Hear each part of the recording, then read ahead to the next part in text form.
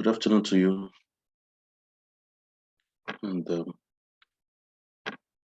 thank you for joining in. Sorry, hold on, let me share my screen with you.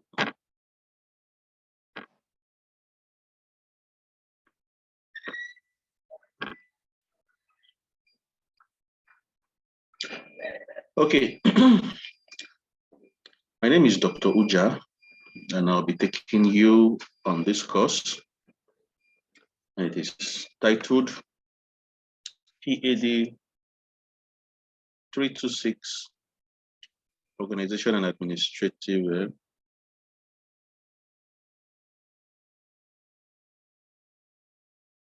Theory. It is not a new, you're just joining in this session and in this semester. It's a course that is in existence within the school system as you know it. And it's something that we will be discussing together. This class promises to be an interactive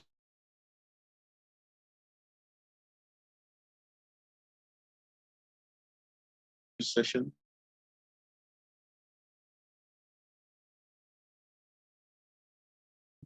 As you can either ask your questions online or even respond to them all.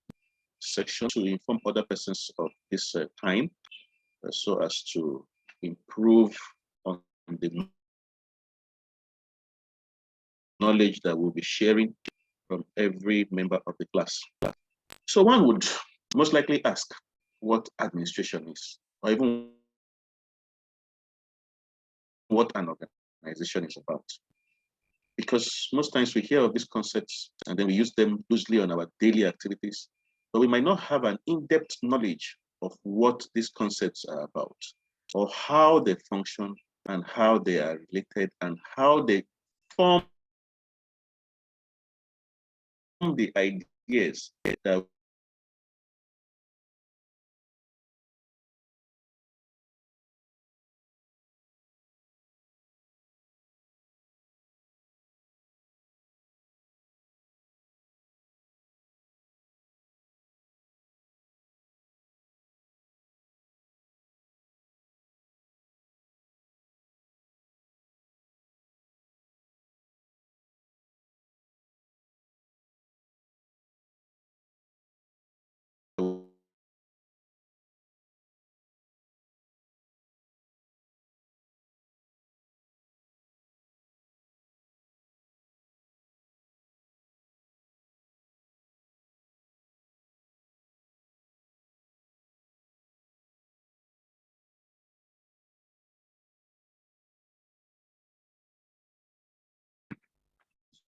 sorry again, we had issues with our network.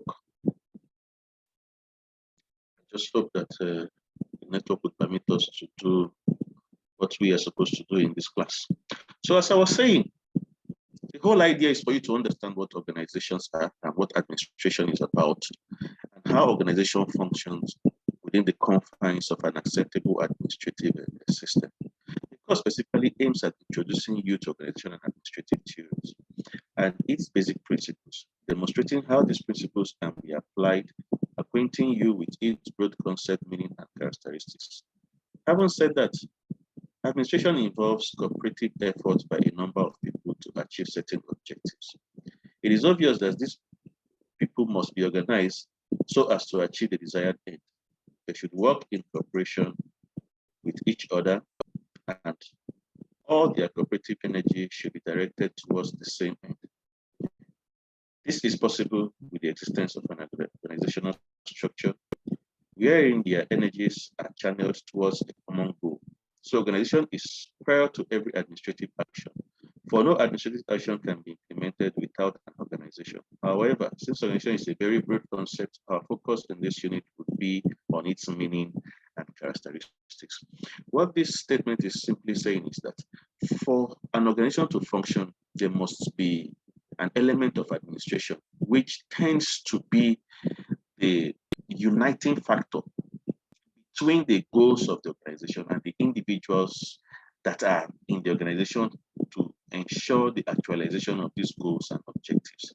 In other words, administration to a large extent defines organization, An organization is the warehouse that houses both the administrative structure, the individuals in the organization, and the goals and objectives which the organization is set out to achieve.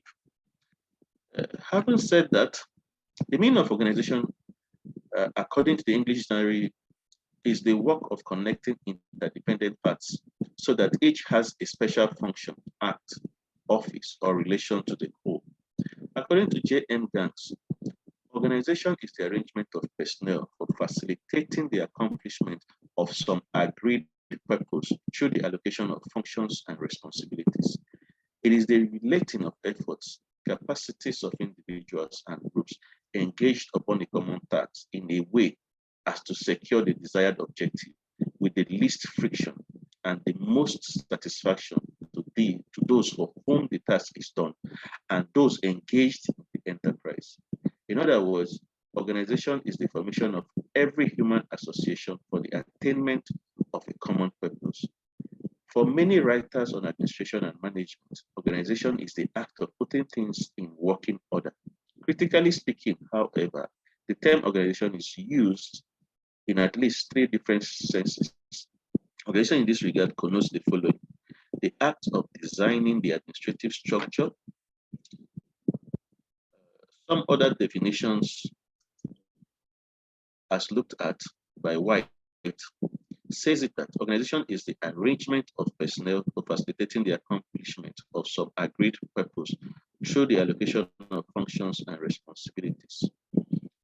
Millward, on the other hand, defines organization as a structure or a pattern of interrelated posts connected by the line of delegated authorities. Other definitions, as given within the context of the material here arranged, says it that organization consists of the relationship of individuals to individuals and of groups to groups, which are so related as to bring about an orderly division of labor. What this is saying, first, is the fact that various views have been put together as to the explanation or the definition of what organization is about. And various views tend to give different interpretation to it because there is no unilateral definition of what organization is about. However, there are central ideas that one would find in each of the definitions given above, which is the fact that organization is an arrangement of persons that connects different interdependent parts to actualizing a common objective and a common goal. In other words, it simply means that for an organization to function, there must be a purpose. And for the purpose to be achieved, there must be connectivity between various sectors, various interdependent units in the formation of the whole and in the attainment of the goals for which every organization is set up for.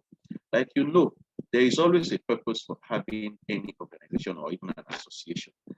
And for the actualization or the attainment of such goals and purposes, there are different bodies, different parts that come together to form the organization. And the actualization of that, or the machinery for the actualization of those goals, is where administration becomes very vital in the discourse and in the context of organizational structure and administration. Meanwhile, one of the scholars that have given definitions in respect of what organization is about says that organization by itself does nothing. It is the staff making up the organization who do the work.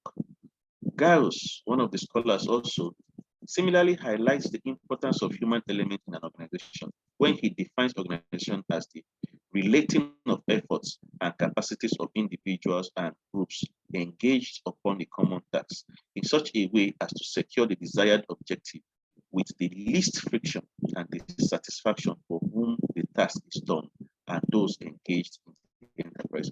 Remember earlier on, I talked about how individuals form organizations because organizations do not exist in isolation. There must be individuals that work within the organization.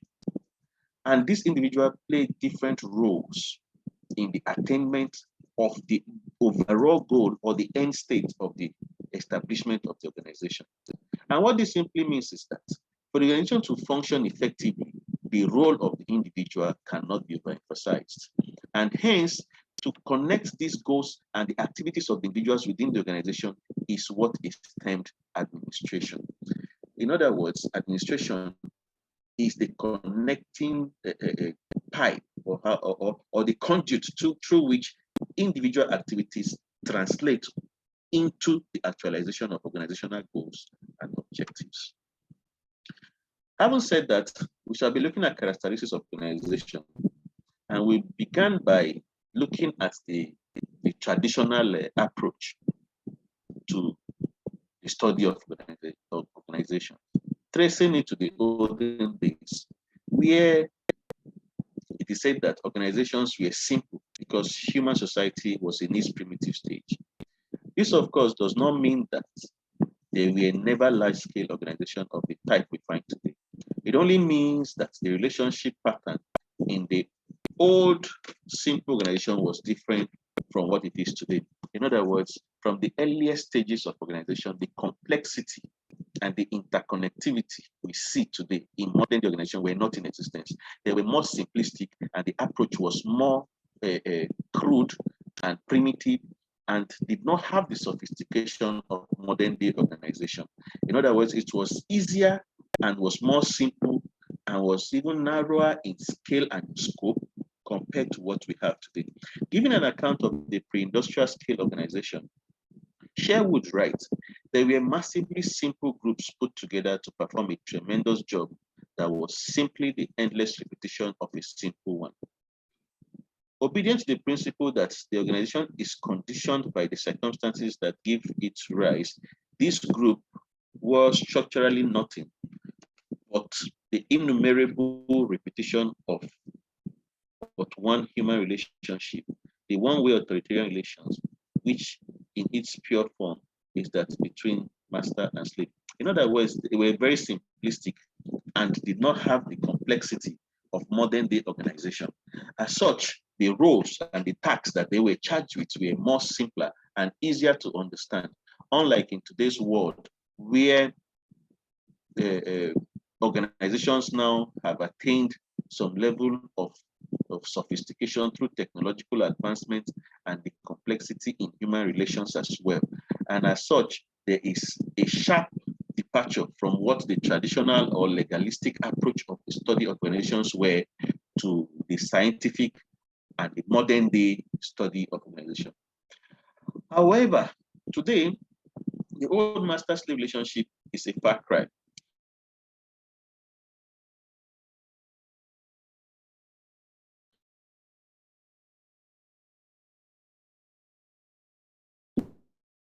There have been many factors at work which they include in our social philosophy and policies, the development of new understanding of the nature of human cooperation, the broadening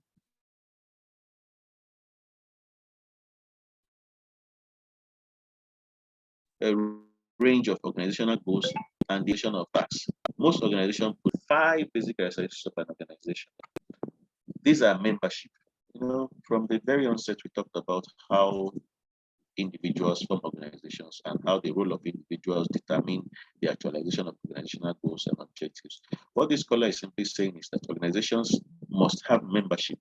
Most organizations comprise of group of persons. Spears writes that in the case of organization, knowledge of belonging is a necessary criterion, and membership is nearly always voluntary, in that people are free to withdraw. He mentions certain exceptions, e.g., the state or enforced membership of a military. What this whole idea of membership is about tends to explain to us that every organization have individuals that are members of the organization. And then some organizations are voluntary. Most of them are voluntary. However, there are some state-owned organizations that the moment you become a member of, withdrawal or voluntary tendencies become streamlined. An example is made of the military. Like you don't find people saying that they are walking away from the military upon their membership of the military. It is not always that easy, as there are strict procedures for withdrawal. And having talked about membership as an attribute of organization, the next one is organization itself. Organizations are consciously purposeful organizations, and they do something positive for their members, for society, or for both. Political parties contest elections and try to get control of government business organizations. Religious organizations also have their own duties, and they provide the spiritual needs of people. And then the third attribute of organization is that they have formal structure. A very prominent feature of organizational life is the phenomenon of formal structure. Remember, we mentioned membership. The second criteria is organization, and then the third one is formal structure. Like every organization must be designed within a particular structure of operation that people should know and come to terms with. Formal structure means the definition of functions in an organization and their arrangement into a total pattern. According to Spears, the essence of formation is that functions are defined primarily in relation to one another, and persons are considered as fulfilling these functions.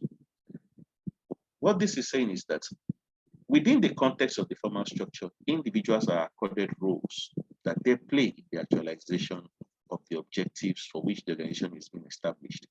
And these roles must be performed by the individuals, like we talked in the course of the definition of organizations, interdependent parts, meaning various units come together to perform a function, and those functions to a large extent determines the successes that are recorded within the organization. And the uniting factor of these individual units is what administration centers on. So when you talk about the idea or the principle of formal structure as an attribute of organization, you are indirectly talking about the roles that various units play in the interest of the survivability or sustainability of the organization. Another very vital characteristic of organization is that there is an ideology or a value system. And Spears argues that all organizational life implies some reasonable, coherent value system. The existence of such ideologies is equally observable in administrative and political sphere. These ideologies affect the life and structure of organization. And the fifth one is corporate status. Organization almost always have some legal status by which they can be treated as social and legal entities, irrespective of the persons who might be said to inhabit them. Therefore, it is important characteristically to recognize that organizations are social entities, and as such, they are subject to the same kind of influence, pressure, prejudices, and it is, however, essential that they must be viewed in their total multidimensional control rather than from a narrow mechanical structure. So we have talked about membership, we have talked about the organization itself, we have talked about formal structure, we have talked about value system and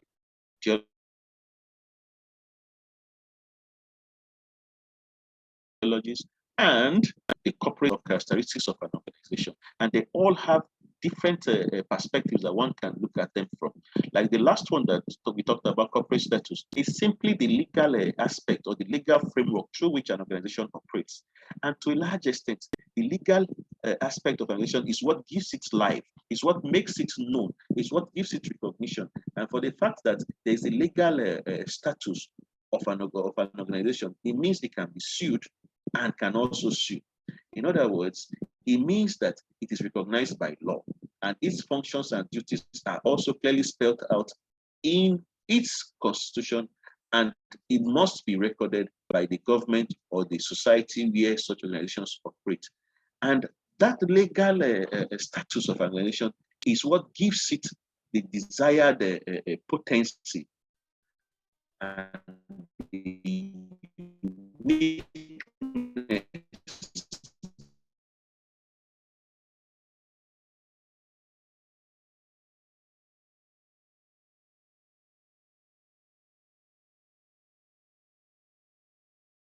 and the mode of operation excesses, they can be sued. And where they think from an aspect of law and can also operate within the confines of the law. As this very position says, that organizations are social entities, and as such, they are subject to the same kind of influences, pressures, prejudices, and biases as any of the social organisms that operate within the society. It is, however, essential that they must be viewed in their total multidimensional control rather than from a narrow mechanical structure. Having said that, we shall be looking at the issues of the theories of organization. Like we said from the onset, organizations operate with specific interests, goals, and objectives. And these goals and objectives tend to determine or lay clearly the roles which those organizations are set up to perform. And that way, you can easily know which organization does what in a particular environment. And another important aspect of organization is the fact that different interpretations have been given as to why organizations exist, the roles that they play, and even the origin or the type of organization that operates. Like when we started, we talked about organizations from the traditional aspect and approaches, where organizations were more simple in mode and in operation.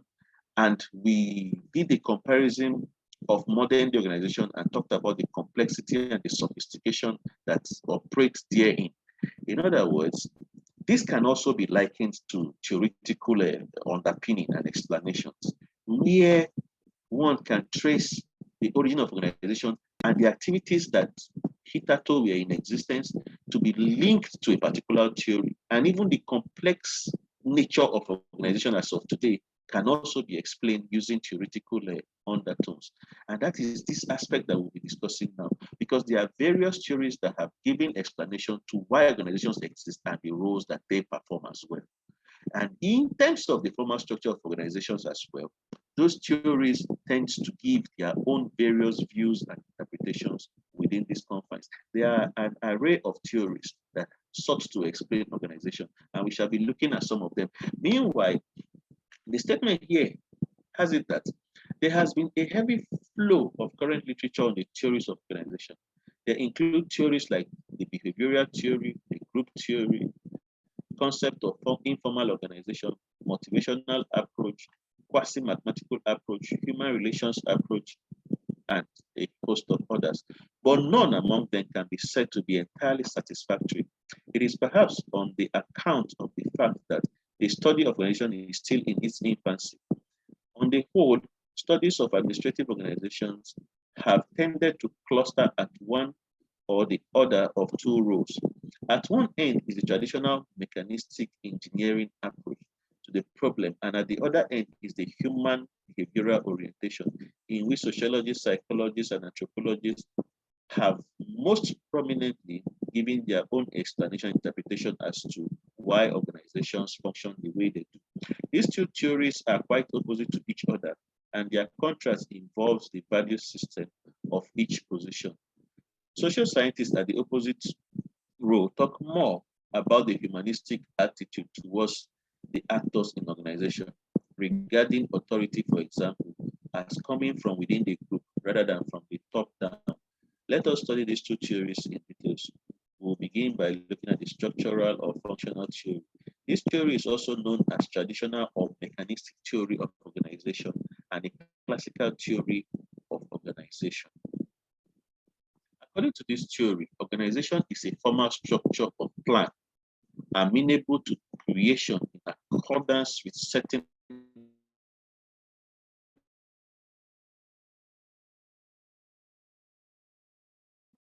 accepted principles as the plan of the building created according to some principles. Excuse me to send the message.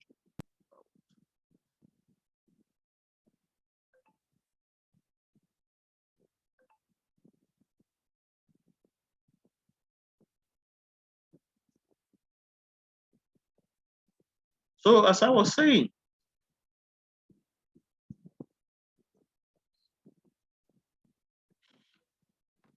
the structural functional approach is one of the classical theories that have sought to explain organization.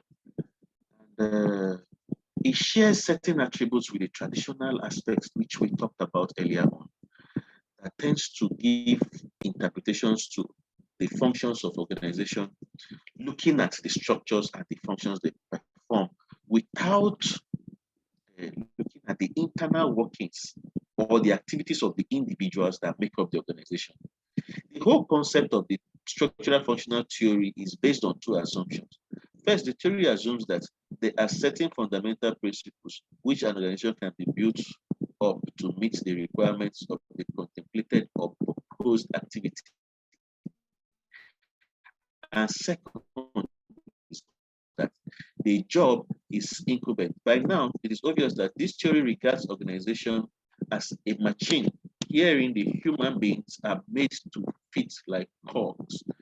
The scientific management movement, which originated in the opening decades of the 20th century under Frederick Taylor, had as its principal objective the division of work into its component parts. The movement ignored the human behavior in its attempt to fix a fair day's work for the worker and suffered as a consequence of it. The traditional theory, according to Ifa and Sherwood, is derived philosophically from a combination of absolutism, laissez-faire economics, and rationalism, and in preparation and in interpretation of human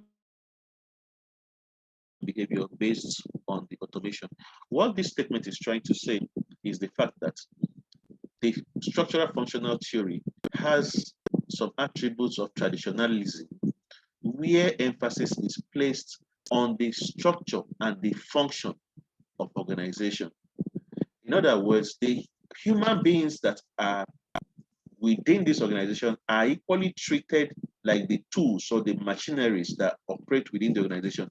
In other words, there is no room for flexibility. There is no room for interpersonal relationship or social relations within the organizations. The emphasis within this theory is premised on goal orientation, looking at the structure and the functions of organization. However, on the other hand, there is the human relation approach that focuses on the activities of the individual within the organization as a determinant or as a determining factor that tends to emphasize on the relationship that people maintain in the production process. What that statement simply means is the fact that human activities, to a large extent, is what determines the outcome or the objectives of organizations and the goals that they are set up to achieve. In other words, the role of the individual is what determines the extent of the successes or otherwise of an organization. So there are approaches within this earliest form of theories, these traditional or classical theories.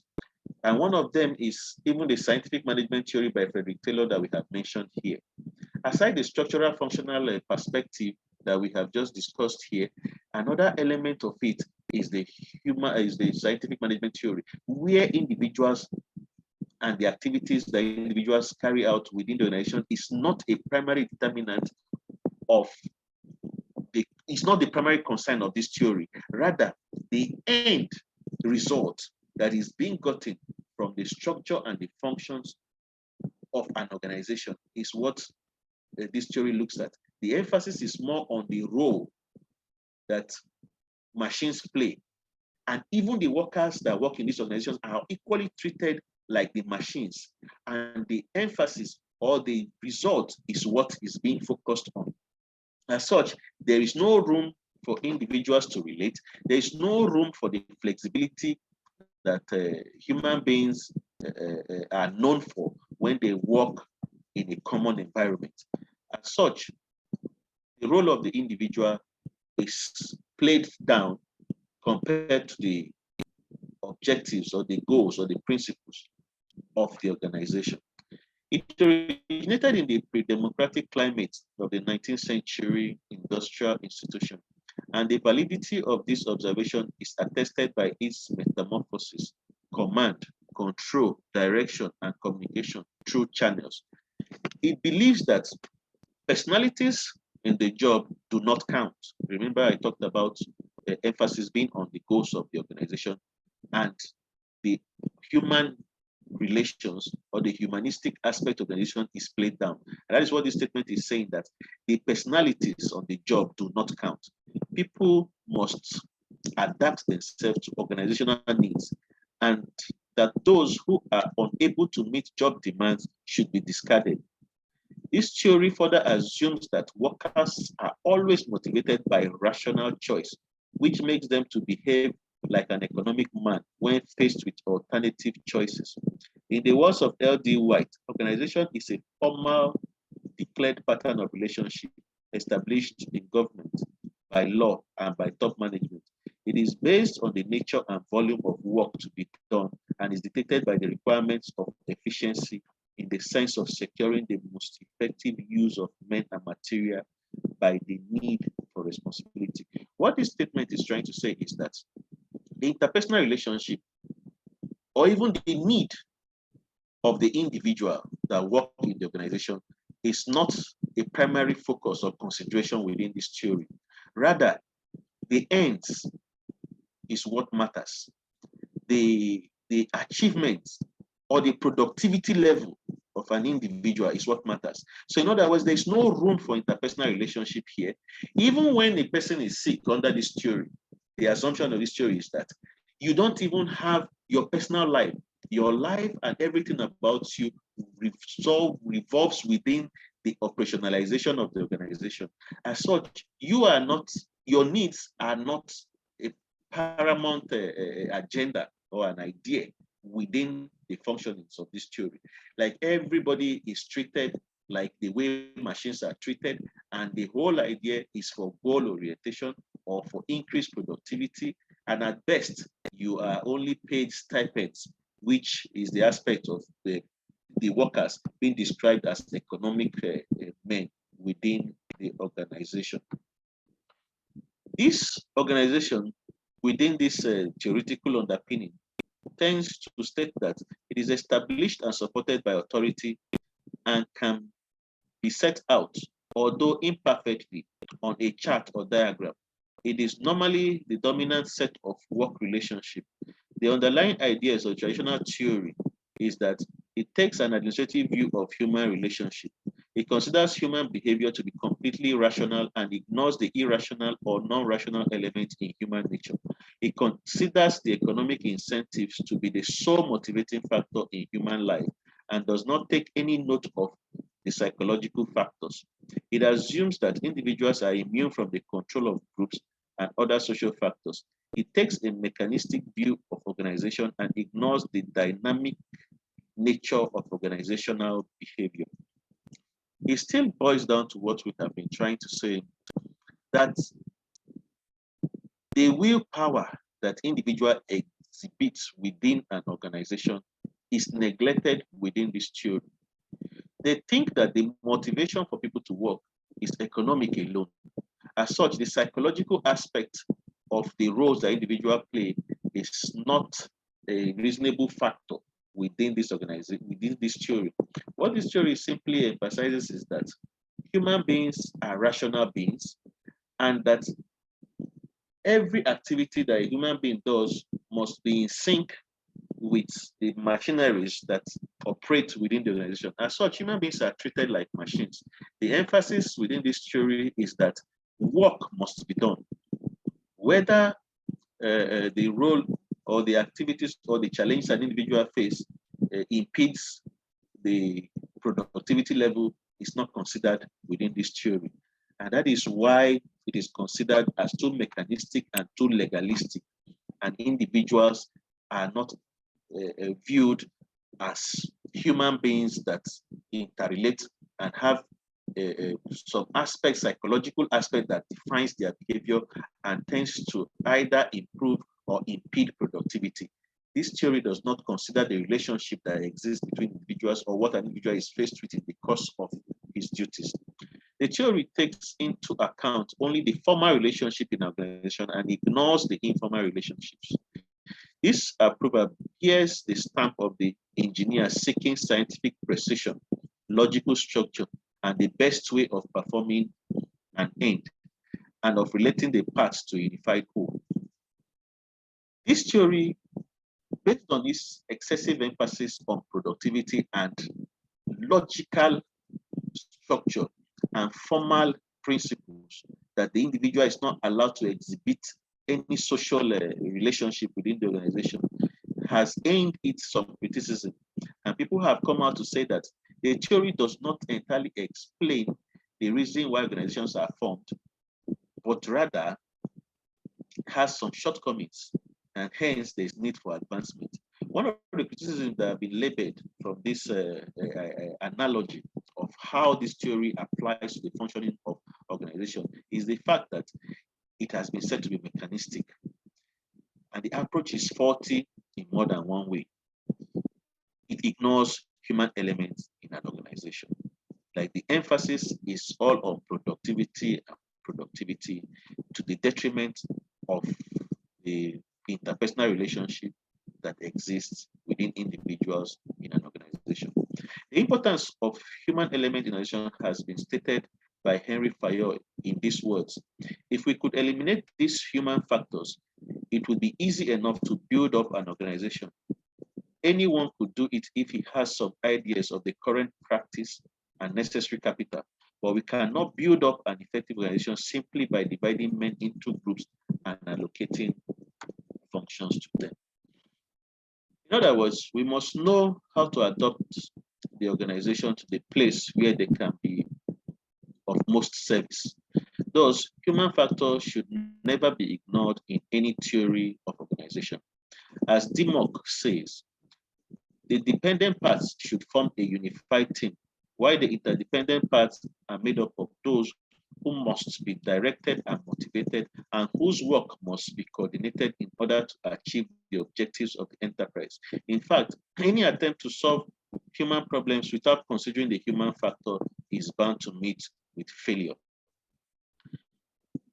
These are some of the arguments that have been brought up against this traditional approach of the study of organization, which we have talked about: structural functionalism and the scientific management theory by Frederick Taylor.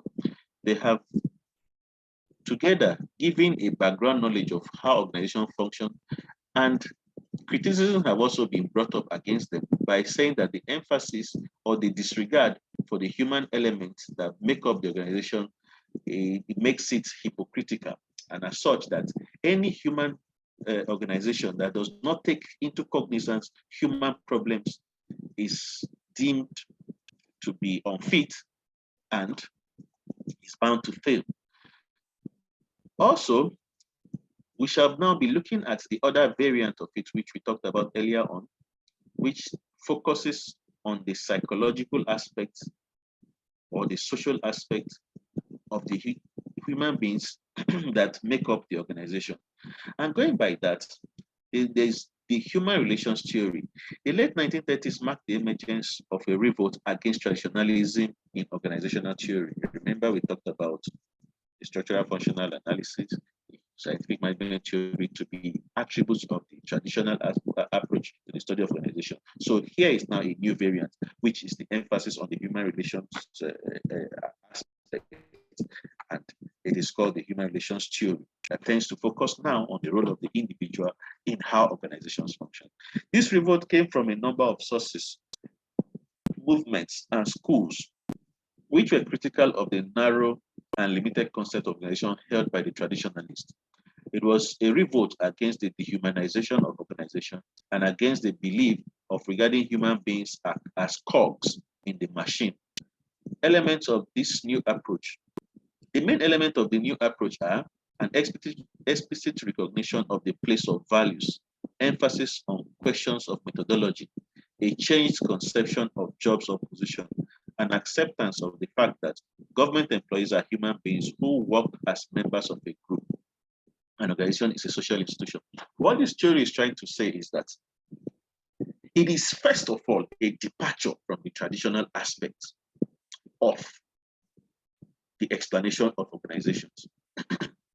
Remember that we said the traditional aspect looks at the individual as a machine, and that the emphasis is on productivity alone to the detriment of the role or the problems or the challenges of the individual. However, this new approach or this paradigm shift from the traditional approach to a more scientific and more a realistic theory, which is the human relations theory, is the fact that emphasis has now shifted from the machinery aspect of an organization to focusing on the relationship that exists, the social relations of production that exist within the organization as a determinant of the successes of the organization. In other words, emphasis is now on the value of the individual. Emphasis is now on the role the individual plays, the contributions of the individual to the organization, and even the challenges the individual faces. In other words, the behavior of the individual now, to a large extent, forms the principles or the objectives that is put together towards the actualization of the organization. And the emphasis now is that individuals make up organizations. As such, the individuals and their concerns are paramount features of organizations and cannot be relegated to the background as the earliest theories of administration have made us to believe. So this particular theory gained recognition in the 30s. And since then, emphasis shifted from the mechanistic approach of organization to the human relations that exist within the organization. And some scholars even had to go as far as putting up experimental tests to show that the role of individuals matter in organization. In the scientific management theory, there was no room for flexibility or for consideration of human values. But in this particular theory of the human relations theory, emphasis is on the individual. In the words of Ezio, organization is a social unit on human groupings, deliberately constructed and reconstructed to seek specific goals. Herbert Simon blasted the so-called principles of organization, stating that they were merely proverbs which had been scientifically tested. The era of logical revolution, the Houghton experiment, thus brought about ideological revolution in the organizational theory, which was brought as a consequence of the Houghton experiment conducted in 1924. Though the result of the principal research were not published until a decade later, Elton Moyo and his colleague who conducted the experiment made two significant contributions in organizational management. These were, one, a challenge to the physical engineering approach to motivation. The first three assert on the purely structural hierarchical approach to organization. The Houghton experience of 1924 began a series of studies, later known as the Houghton studies. And the theory was conducted within a Western electricity factory. And the whole idea was subjecting human beings within an organization to laboratory tests. Their experiment was predicated on the then plausible Taylorian hypothesis that workers would respond like machines to changes in working conditions. To test this hypothesis, they intended to alter the intensity of light available to a group of randomly selected workers. The idea that when the light became brighter, production would increase, and when the light became dimmer, production would decrease, is all very commonsensical. Of course, the workers were told they would be observed as an experimental group. The lights were turned up and production went up. The lights were turned down and production went down. This is an explanation of the Houghton experiment that was conducted to determine the role of individuals in an organization. Like, they used light as an aspect of this experiment, where light was turned on and human beings produced more, and when it was turned off, they produced less, which means that human beings react to their environment and cannot be treated like machines that do not know when there is light or when there is no light. In this case, it's not the light that aids machines to function, but the ones that one can see with in terms of maybe collections or carrying out an activity or a task within an organization. Mayo and Rothsberger were disconcerted. They dimmed the lights to near darkness and production kept climbing. Among the explanation of this phenomenon that later came forth were human workers probably are not entirely like machines. The Western electric workers were responding to some motivating variables other than light, or despite the lack of it. They likely kept producing more in spite of poor working conditions because they knew they were being watched. Mayo and his colleagues were so impressed by these initial findings that they ultimately conducted 6 other interrelated experiments over an 8-year period, partly because of the massive size of the undertaking. The Houghton studies were among the most influential empirical research ever conducted by social scientists.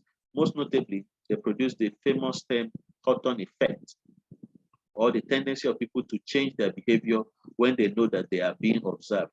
But even more importantly, the studies were interpreted by succeeding generations of management scientists as validating the idea that unquantifiable relationship between workers and managers and among workers themselves were significant determinants of workers' efficiency. Judging by what we have said so far, the simple explanation to this particular theory is the fact that human relations to a large extent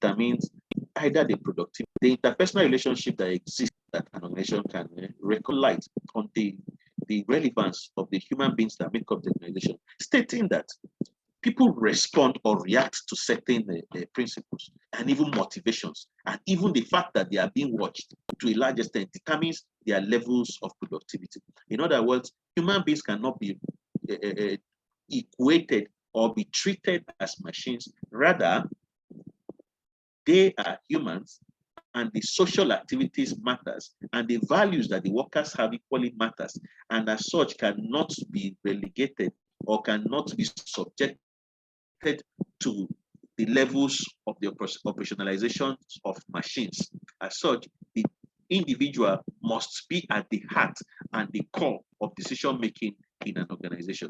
However, this theory also has its criticism, owing to the fact that too much emphasis is placed on the role of the individual. And as such, the aspect of organizational goals and objectives risk being relegated to the background. This theory also has some aspects. They can work most efficiently if they are provided with human conditions of work. That is an argument in favor of the role of the individual in an organization. It says that organization is a social institution and the persons working therein are social beings. They can work most effectively and efficiently if they are provided with human conditions of work. In the words of Berger, too often we try to solve human problems with non-human tools and in terms of non-human data. It is my simple thesis that a human problem requires a human solution. A human problem to be brought to a human solution requires human data and human tools. As Henry Fayol admirably stated, if we could eliminate the human factor, it would be easy enough to build up an organization. Anyone could do it if they have some idea of the current practice and had the necessary capital.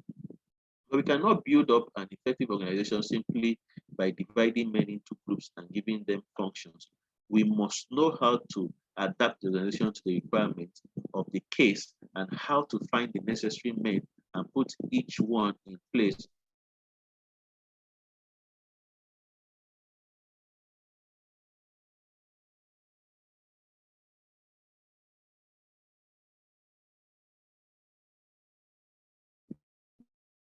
where he can be of most. We shall quickly look at our discussion so far have given an explanation between organizations. First, the traditional aspect, which has the origins of organization and stating that human beings work like machines, and the emphasis is on goals and objectives and the result orientation that the organization is set up for. And then there is another aspect, another era, which is the human relations approach, where emphasis is on the behavior of the individual, the value of the individual, and then the structure as well. The interpersonal relationship, the social relations that exist, tends to determine to a large extent the role that organizations play and the successes that they record. In other words, the earliest form of studies or the classical theories or the traditional theories lay emphasis on the workings of individuals like machines and organizations, why this new era, which is a departure from the traditional aspect to the human relations aspect, emphasizes the values of the individual as the core of organizational goals and objectives. So these are basic principles of organization. Basis of organization function when an organization is built upon the basis of the nature of functions to perform. I think there's an error in that statement. It is said to be modern. Governments should follow the functional principle because they are useful in rendering comprehensive service to the people in Nigeria. Many departments of the central government, e.g., health, education, defense, labor, and employment, etc., are organized based on this principle. The process is a technique or primary skill of a specialized type. Engineering, accounting, etc., etc., are examples of the process. When an organization is built upon the nature of activity, more or less specialized, it is said to have been organized on process or professional principle. This principle is seldom looked with favor in organizing administrative departments of national governments. We have certain departments of the central government which are organized according to this principle. Such departments are Ministry of Land, Works, Housing, and it is important to remember that only the more important process of professional skill constitute the basis of departments. If the departments are organized on the basis of process, full use can be made of the machinery and costly equipment. Division of labor, specialization of functions can take full shape. Activities of persons performing similar work can be properly coordinated. And lastly, the career service will be better established on the depth side. The system will keep the objectives for which administrative machinery is created, and the rigid professionalism and routine will mark the efficiency of the administration. This is now looking at the connectivity between interdependent parts within an organization that are geared towards the actualization of the goals of the organization. And that is where the aspect of administration that we talked about earlier on comes into play. As such, within an organization, there are various departments, and those various departments are controlled or interlinked through administrative procedures. Like we have given examples of Ministry of Land, Ministry of Work, Ministry of Science and Technology. These are all various organizations, but the activities and how they relate the activities of these individual departments to the sustainability of the whole is where administration becomes important. Administration, therefore, is a connecting link between interdependent parts in the formation of the whole. And the role of organization, side-by-side administration, is what guarantees productivity and the attainment of the actualization of organizational goals and objectives. Having said that, we will be pausing here for possible questions and for contributions from members of the class to further enrich our discussions so far. As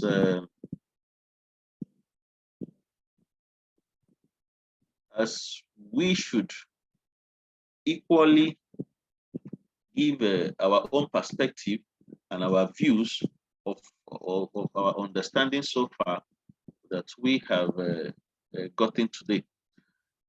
First, a rundown of activities from what we have said so far is the fact that organizations do not exist in isolation. They are set up for specific goals and objectives, and they have certain attributes which ranges from membership to organization to formal structure, the corporate nature of organizations.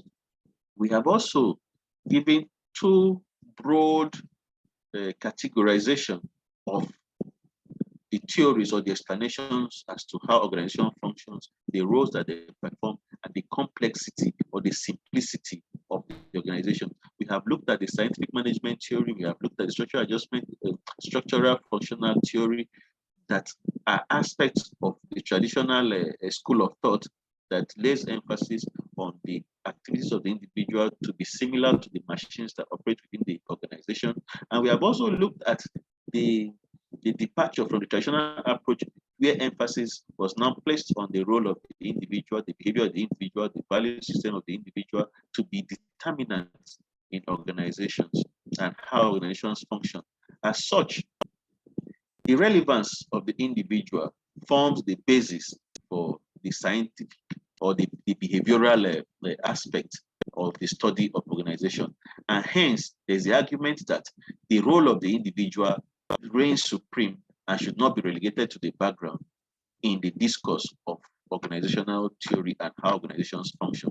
Although that is also without criticism, as scholars have also come up to say that the emphasis of the human relations theory is on the individual to the detriment of the organizational goals and the detriment of productivity. However, various studies over the years have shown that any arrangement, be it organization, be it administration, where the role of the individual is not taken as a paramount aspect of the organization, is largely going to fail, owing to the fact that the behavior of the individual to a large extent is what determines the successes that can be recorded within the confines of an organization. We'll be stopping this lecture here for now, and do well to communicate to other persons, to other members of the class to be a part of this class, as we'll be meeting every Tuesdays and Thursdays to discuss organizations and the theories of organizations and other very important aspects of organizations, such as the functions organizations perform, the relevance of organizations, why organizations are established, and the functions, the duties, the expectations also from the environment, immediate environment where organizations function, and why organizations are even established. And all this will come under this course as we make progress beyond this point. As such, do well to inform other members of the class. We will be meeting on Thursday, same time. Thank you, and enjoy the rest of the day.